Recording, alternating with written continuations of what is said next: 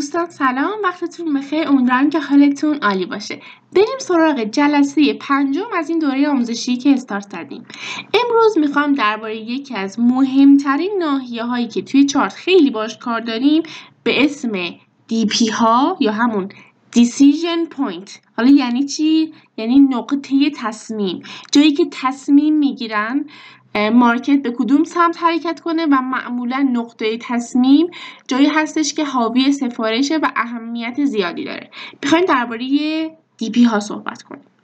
خب در واقع تعریف DP ها به این صورت هستش که فرض کنین که ما یک روند صعودی داریم، قیمت حالا رفته بالا، یه اصلاحی کرده و بعد رفته یک سقفی رو ساخته. رنگ این رو عوض کنیم و بعد از اینکه رفته این سقف رو ساخته، توی برگشتش در واقع به یک سطح مهم میخورده و توی برگشتش یک گره یا کینکی برای ما میسازه و به سمت پایین حرکت میکنه. DP ها یا همون دیسیژن پوینت ها به گره ها یا کینک هایی میگیم که قبل از شکست یک سطح مهم داخلش تصمیم گیری میشه که اون سطح رو بشکنن. در حال حاضر این کفی که رفته و بالاترین سقف رو ساخته و اون سقفی که حالا یک مقاومتی بوده، قیمت بهش خورده و برگشته پایین و این کف شکسته شده، یه نقطه تصمیمی داره دیگه. به هر حال یک جایی تصمیم گرفتن که اون سطح رو بشکنن که معمولاً هم نزدیک به اون جایی هستش که شکست انجام میشه. یعنی شما اگر که بیاین از اینجا تا اینجا رو نگاه کنین، معمولاً توی این 1/4 پایینی نزدیک به شکست این سطح باید دنبال یک گره رنگ مخالفی، یک در واقع کندل رنگ مخالفی بگردین که راحت اون سطح رو پیدا کنین و وقتی که این گره تصمیم گیری رو شما پیدا کردین، به محض اینکه قیمت اون رو میشکنه، توی برگشتش شما میتونید اون رو ترید کنین به سمت پایین، یا اگر که روندتون صعودی بود، یعنی در واقع روندتون نزولی بود و بعد قیمت خواست یک روند صعودی رو شروع کنه، یعنی یک سطح مهمی که حاصل یک روند نزولی بوده رو بشکنه، مجدد قبل از شکست اون سطح داخلش تصمیم گیری میکنن، میگن که اینجا ما سطح رو بشکنیم نشکنیم، از همینجا بریزیم نریزیم، و وقتی که تصمیم میگیرن این سطح رو بشکنن، یهو پرقدرت میرن و اون سطح رو میشکنن.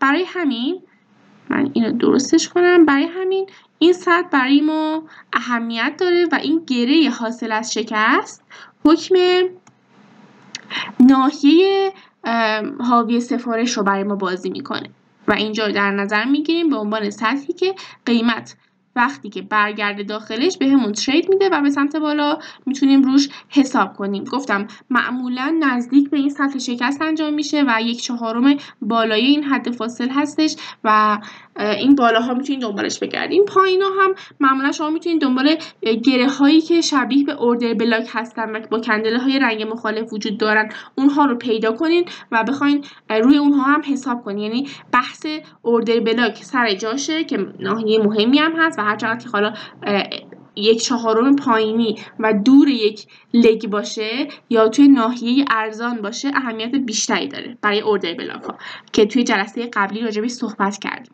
اما این گره های در واقع DP یا دیسیژن پوینت که حالا من میخوام روشم بنویسم که خیلی راحت بشه، هر جا شما مخفف کلمه DP رو دیدین بدونین که داریم از چی صحبت میکنیم. این DP ها که حالا این گوشم اسمش اومده توی روند صعودی و نزولی به همین صورت هست. یه نکته رو بهتون بگم، الزاما نباید یک روندی بچرخه تا شما بتونین DP رو پیدا کنین. کلاً هر سطح حمایتی و مقاومتی، هر ناحیه‌ای که به چشم راحت شما میتونین ببینین، حتی اینجا اگر شما بخواین به عنوان یک سطح در نظر بگیرین، قبل از شکست اون سطح اینجاها شما میتونین نقطه در واقع تصمیمش رو پیدا کنین و DP رو داخلش شناسایی کنین. پس DP ها همه جا میتونن وجود داشته باشن، هم در دل یک روند میتونن باشن، هم هنگام چرخش یک روند باشن. برای همین خیلی برای ما مهمن. مثلا اینجا ببینین، ما اگر که این سطح رو به عنوان سطحی که مهم هستش و از اینجا قیمت اومده پایین‌ترین کف رو ساخته در نظر بگیریم، قبل از شکست این سد، این جایی که دیگه می‌بینیم بزرگان مارکت اونجا اینتر رو زدن و دیگه کلی میلیون ها دلار با خرید انجام دادن، کجا بوده که این سد شکسته شده و داخلش تصمیم گرفتن که این سد رو بشکنن؟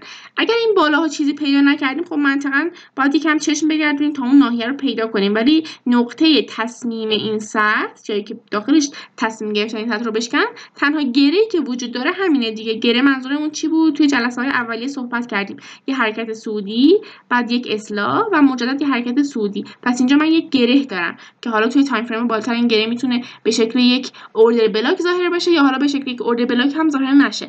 یه تفاوتی که بین گره و اوردر بلاک وجود داره این هستش که اوردر بلاک ها میتونن زیر مجموعه گره ها باشن، ولی گره ها زیر مجموعه اوردر بلاک ها نیستن. در واقع شما همین گره رو توی تایم فریم بالاتر ببینین ممکنه شبیه به یک اوردر بلاک برای شما در بیاد. من برم تایم یک دیلی که خب حالا شبیهش نیست، 8 ساعته هم ببینم، شاید توی 8 ساعته بتونم بهتر پیداش کنم. خب اینجا باید پریمیوم داشته باشم که بتونم نشونتون بدم، ولی اوکی اینجا نتونستم به شکل اوردر بلاک پیداش کنم، ولی این توی تایم فریم بالاتر بجز 4 ساعت و دیلی، یعنی بین این دو تایم فریم میشه تایم فریمی رو آورد که شبیه به یک اوردر بلاک ظاهر بشه و حالا تفاوت خاصی هم نداره. میخوام بهتون بگم که اینطوری نباشه که فکر کنین الزاما گره ها و اوردر بلاک ها تفاوت های خیلی زیادی با هم دیگه دارن.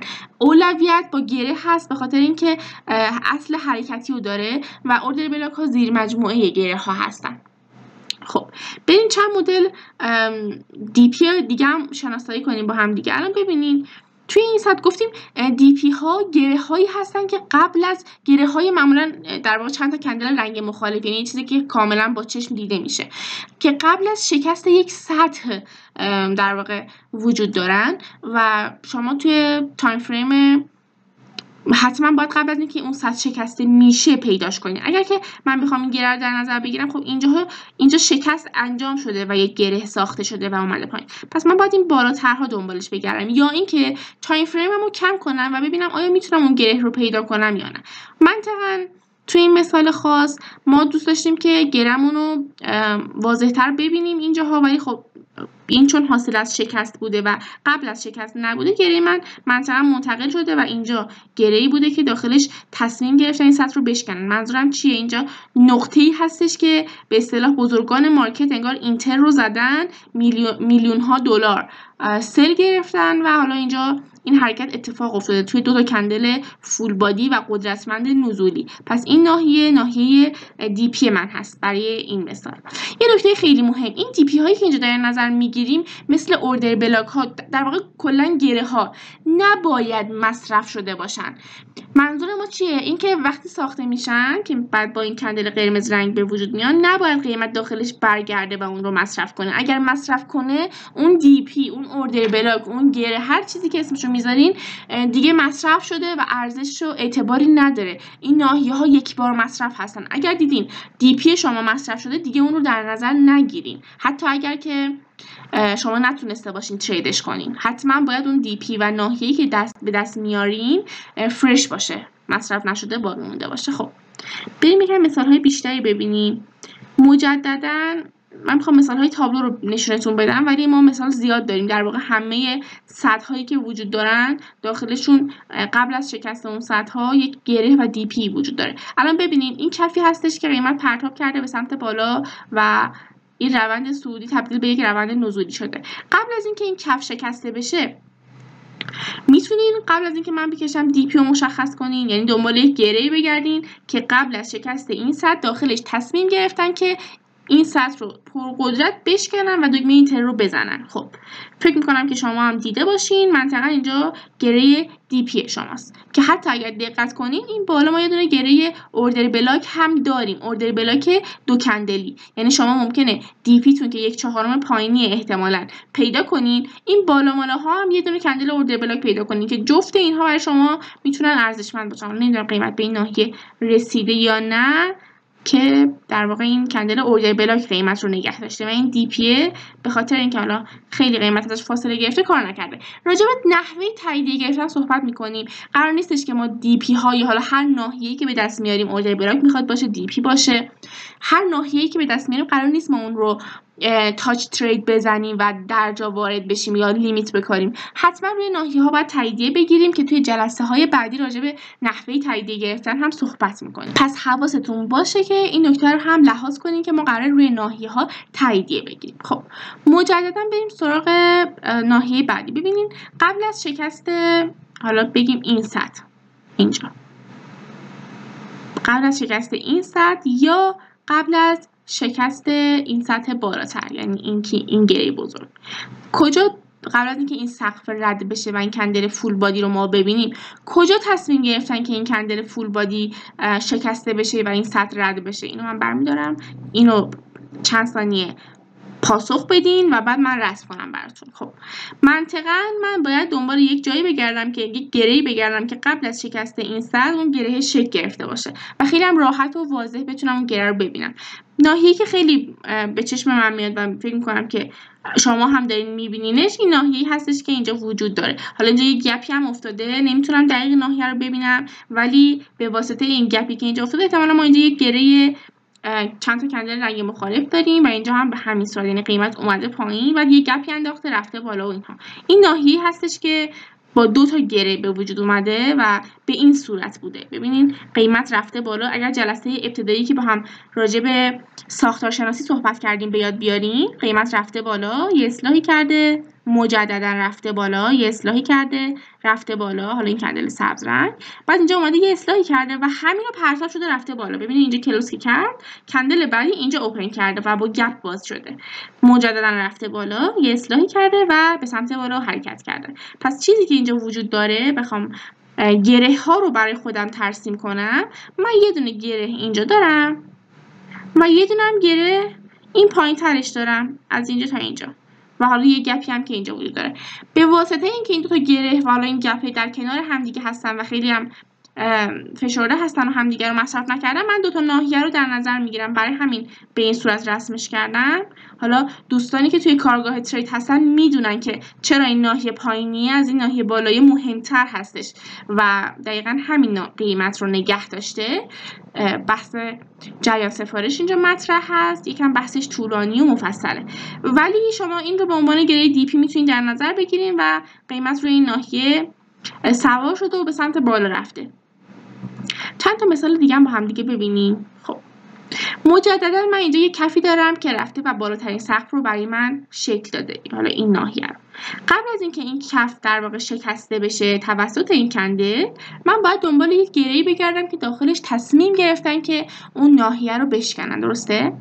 خب اگر می‌خواستیم اون گره رو به دست بیاریم، حالا شما هم میتونستیم بگین که این گره من هست، به خاطر اینکه چه اتفاقی افتاده، میریم سراغ جلسه دوباره ساختارشناسی. قیمت اومده پایین، رفته بالا، اومده پایین، رفته بالا، اومده پایین، دوباره داخلش هم ما یه دونه کندل رنگ مخالف داریم میبینیم و به این صورت عمل کرده و اومده پایین، درسته؟ خب این گره‌ای که اینجا قبل از شکست این سطح وجود داره، تنها گره‌ای که وجود داره این هست، فقط یکم ناحیه‌ام بزرگه و حالا بخوام اگر داخلیش هم در نظر بگیرم و نورمو بتابونم به همین ناحیه‌ای میرسم که اینجا وجود داره که حالا با این شادوی کوچولو حالا منتقل شده اومده پایین‌تر. باز بچه‌های کارگاه میدونن که من چرا به این صورت در نظر گرفتم و اینجا در واقع نقطه شما فعال شده و این حرکت رو به شما داده به واسطه اینکه اینجا ما یک نقطه تصمیمی داشتیم که حاوی سفارش بوده و اهمیت داشته. خب مجددا بریم سراغ این سطح. اگر که این سطح رو به عنوان یک سطح مهم که در واقع از اینجا قیمت اومده و پایین‌ترین لو رو برای شما ساخته در نظر بگیریم، درسته، از اینجا قیمت اومده پایین‌ترین کف رو ساخته و اینجا توی این کندل پرقدرت شکسته شده. یک ناحیه‌ای هستش که داخلش تصمیم گرفتن این سطح رو بشکنن، درسته؟ اگر بخوام نورم بتابونم، منطقه من با این لیک کار دارم دیگه، تو لایو مارکت ما اینجا قرار داریم، تو لایو مارکت اینجا هستیم. خب وقتی من نور رو میتابونم دارم یه گره‌ای به این صورت میبینم، از ساختارشناسی هم دارم کمک میگیرم. قیمت از اینجا رفته بالا، یه اصلاحی کرده که به شکل یک کندل رنگ مخالف اوردر بلاک در اومده، بعد به سمت بالا حرکت کرده. حالا ریز موجایی داخلش رو نمیکشم، اومده پایین، مجددا ساختار بزرگو دارم رسم میکنم، رفته بالا اومده پایین و به این صورت عمل کرده. درسته؟ اگر بخوام گره‌های داخل مسیر رو برای خودم ترسیم کنم، حالا من اینا رو رسم کردم، یک گره بزرگ دارم که شما میتونین دوباره داخلش ریز بشین و گره‌های که بهشون نور میخورن در نظر بگیرین. الان از اینجا تا اینجا من یه گره بزرگ دارم که این لگ ریزشش به درد من نمیخوره و اینجاها داره نور میخوره و اینجاها. درسته؟ که دوباره داخلش من اینجا یک گره مجددا داخلی دارم که خود این دی پی هستش، یعنی دی پی ریزتری هستش که تصمیم گرفتن این سطح رو بشکنن و اگر بخوام حتی حالا شما همین رو میتونستین در نظر بگیرین، ولی دوستان عزیز توی کارگاه میدونن که ناحیه بهینه‌تر همین گره خیلی کوچولو برای این ساختار در واقع رفت و برگشتی شادو بوده، همین حرکت بالا پایین و بالا، یعنی رالی دراپ و رالی، این حرکت ساده بوده که مجددا دی پی تایم پایین ما رو مشخص میکرده و قیمت بهش واکنش نشون داده. روی این ناحیه خیلی صرف پیپ فعال شده و به سمت بالا رفته و همینجا حرکت خوبی رو شروع کرده، یه ریسک ریوارد واقعا جذابی هم بهمون داده. حالا فرض کنین شما رو همین ناحیه هم یه دونه تاییدیه میگرفتین دیگه، نور علی نور، یه چیز خیلی جذابی میشد و میتونستین خیلی راحت تریدش کنین. خب اینم به این صورت. بریم سراغ مثال‌های بیشتر و بعدش این جلسه رو تموم کنیم. خب آخرین مثال هستش. اگر که اینجا کفی باشه که رفته و بالاترین سقف رو برای من ساخته. درسته؟ این کفی هستش که رفته بالاترین سقف رو برای من ساخته. کجا تصمیم گرفتن که این کف رو بشکنن و پرقدرت با این دو تا کندل قرمز اون کف شکسته شده؟ دنبال یک گره میگردم. منطقه یک گره واضحی اینجا من دارم که یک رنج نسبتا بزرگی هم هست، یعنی یک دراپی انجام شده، یک سقفی زده و مجددا یک کف پایین تر زده. این گره من هست. اگر دقت کنیم بعد از اینکه قیمت اومده و پایین در واقع تایید شده این شکست، قیمت برگشته به ناحیه تصمیم خودش و دیسیژن پوینت خودش احترام گذاشته و سپس به سمت پایین پرتاب شده و شما حالا همین رو میتونین توی همه کندل ها ببینین. دوباره اینجا ما یه دونه نقطه تصمیم داشتیم، دی پی بوده، دی پی شکسته، حالا این سطح در نظر بگیرین یا ابتدای این حرکت سودی شارپ در نظر بگیرین. قیمت مجددا اومده این ناحیه یه احترامی گذاشته و بعد به سمت بالا حرکت کرده. خب مبحث دی پی خیلی مهمه، حسابی تمرین کنین. دوست دارم که خودتون ترکیبش کنین با اوردر بلاک ها. دوست دارم که ساختارشناسی رو ببینین، توی ناحیه‌های ارزون برای بای و ناحیه‌های گرون برای سل دنبالش بگردین. مطمئن باشین که اتفاقای خوبی براتون میافته. پرسود باشین. خدا نگهدار.